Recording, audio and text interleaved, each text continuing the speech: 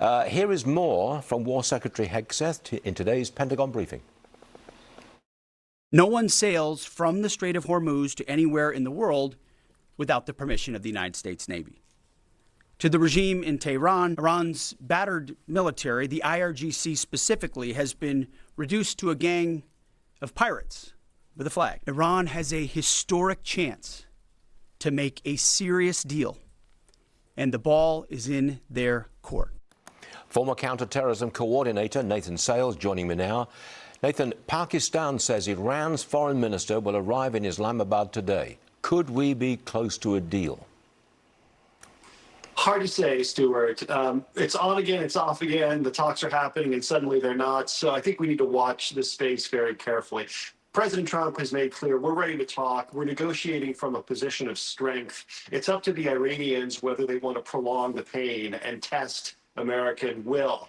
Because let's be clear, we have time on our side. We heard that from the president yesterday. We heard that from the Secretary of War this morning. Every day that goes by with the Strait of Hormuz shut, Iran loses $435 million of economic activity. That starts to compound and compound and compound. And that comes on top of years of economic mismanagement, decades of American sanctions pressure. So it's in the regime's interest to make a deal, to make it now, because they're not able to withstand the pressure that's coming. But the only thing the regime wants is to survive.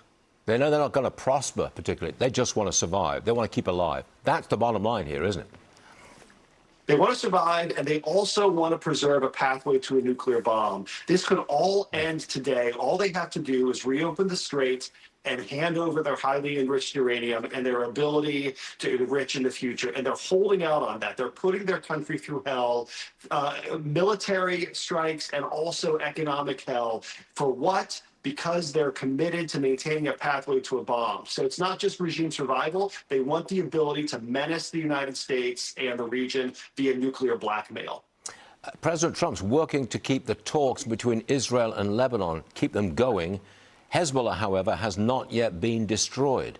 Surely the destruction of Hezbollah is required if Lebanon is going to be peaceful again. And the people who can destroy Hezbollah are the Israelis.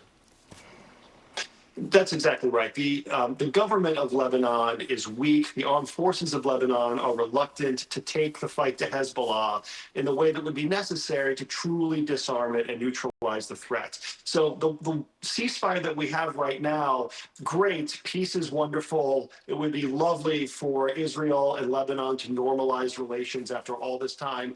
But the spoiler here is Hezbollah. And until Hezbollah is disarmed and is moved north of the Litani River, it's going to continue to be a threat. And as long as Hezbollah is a threat, there's not going to be real peace. Oh, dear. All right, Nathan Sales, thanks very much for joining us. We'll see you again soon. Thank you. Thanks, Stu.